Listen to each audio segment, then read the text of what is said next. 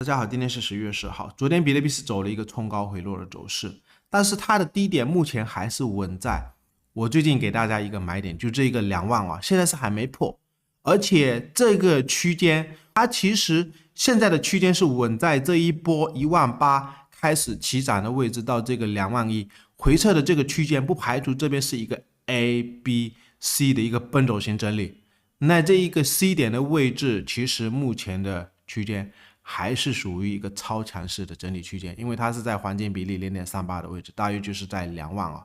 那等下再来跟大家聊一下，就昨天的这一根 K 线，其实盘中4个小时已经有2次抵抗的迹象，包括它当下的量价的形态已经有转正的迹象，只是为什么不大涨的原因，等下来跟大家探讨，以及4个小时里面的 MACD 到底会不会在这个位置做变盘。复盘之前可以对我们的 YouTube 也给我们邀请链接注册 ，BNOK 返用20%，或者新留邮箱注册 OK 跟 Bybit 不用认证啊，也可以加入我们 Discord 社群。另外，评论区会有骗子啊，不要理会冒充我头像的那些骗子。那我们来看一下，它现在是价格还是在2万附近，主要是这一波的走势，我昨天是有给大家数过，不排除如果这个位置是1浪，这边是回撤的2浪，那现在是不是在3浪的结构里面？当然3浪有可能还会有一个5浪，如果是真的再上去，会不会再有一个5浪？整理到位以后还有一个5浪，因为这3浪里面目前是走了一个1、2、3、4，还有没有一个5浪以后，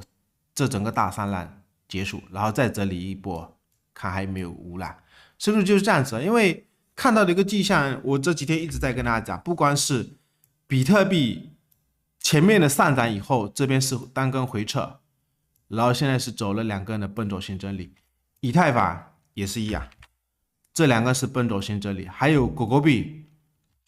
这2根也不排除是一个奔走型整理。奔走型整理一般就是看区间啊，就是不要在高点去追。当然，狗狗币我还是在持有。那我们来看一下比特币昨天的这一根 K 线，它是已经守了几次啊？这边守了1次、2次，主要就是这个黄金比例，你从低点拉到高点，自己去计算一下，它回撤的 0.38， 这个位置也是属于一个超强势的整理区间，而且这边的一个区间，它其实目前的区间还是稳在就这个矩形啊，矩形的下边缘。一般以往的一些经验就是说，如果是在矩形或者是奔走型整理的结构，它要突破的一个位置，一般如果是在高位的时候突破，有时候反而怕是陷阱，所以目前在低档的位置不排除是不是在这边蓄势，而且这个位置2根 K 线的量价形态里面是有一点抵抗，包括它的量价形态，我感觉是相对还可以啊。等下来跟大家讲。那另外，很多朋友也是担心，如果2万万一破下去吗？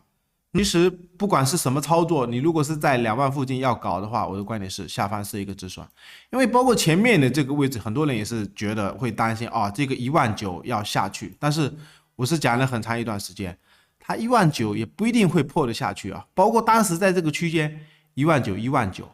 只是在这一根的时候也是，它是拉了一个很长的一个下影线，看它的收盘是连19000都没有下去，所以现在的比特币的主力，我感觉是它是非常的有耐心啊，不一定就是说要急着赶快，是不是要这样子一直拉上去，有可能就是攒个几根修正，或者是攒个几根，它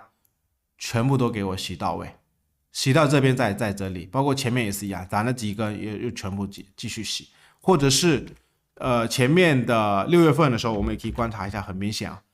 吞没。涨上去全部洗，涨上去全部洗，涨上去全部洗，涨上去全部洗。所以现在的主力他有可能也是觉得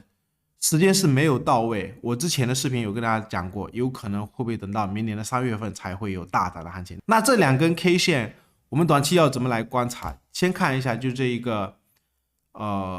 区间吧，就这一个区间，它现在是昨天的这根 K 线其实是有一个多方的吞没。然后这一根 K 线，它是一个可以算是一个插入线嘛，因为前面的这根下跌现在是已经插过去，而且我们看一下短期的量价形态，就单看这一根的量的，有没有明显感觉到前面是一直没量，但是最近或者是前面是下跌的时候有量，下跌的时候有量。那我昨天也是有跟大家讲过，其实这一根跌的量是相对比较大，被这一根上涨的高点已经是盖过去了，所以这个位置不排除就是有人可能在这个位置他不想让盘子就是说这样子再下去。那而且加上这个位置是有一个吞没或者是插入线，现在是已经不同了。你可以看一下，就是跌的时候已经是缩量，但是这一根涨的时候开始出量。那这一根大量，很多人是在担心。我昨天也是给大家一个强行针嘛，就是这根大量，你看1个小时，它是一个多方量。多方量如果是价格在这种低位，或者是它再下去，其实我的观点是，也可以去占主力的便宜啊。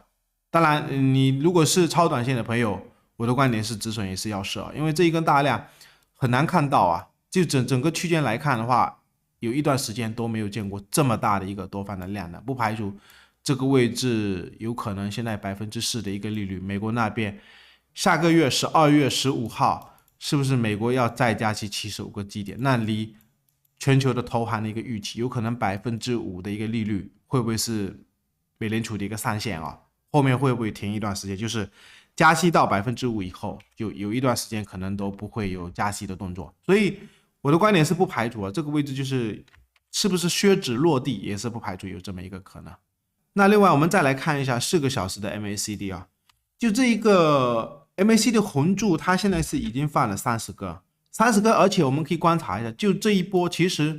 不光是前面这个位置 KD 有一次背离，现在是破低，但是 MACD 的红柱已经是有几次都是在缩了，所以不排除现在4个小时里面的红柱短期也是有一点背离的迹象，有可能这个位置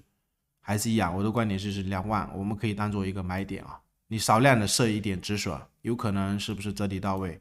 这一次会不会把 MACD 拉到零轴上方，再一次进场？因为它日线级别现在其实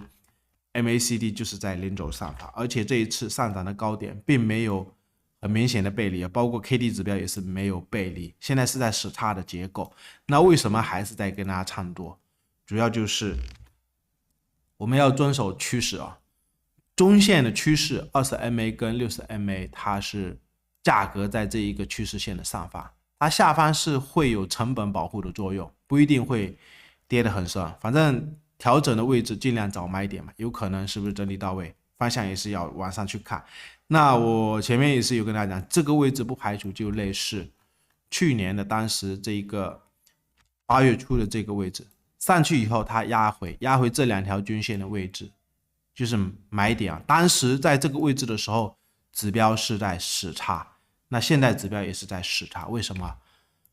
它周线是在金叉的结构，所以我们要遵循更大的一个级别，周线是在金叉，日线死叉的时候你去找买点。至于为什么不大涨的原因，还是因为月线的 KD 目前是在没有金叉，没有金叉，有可能它这个位置上去还是会震荡。最后还是一样，可以对我们的 YouTube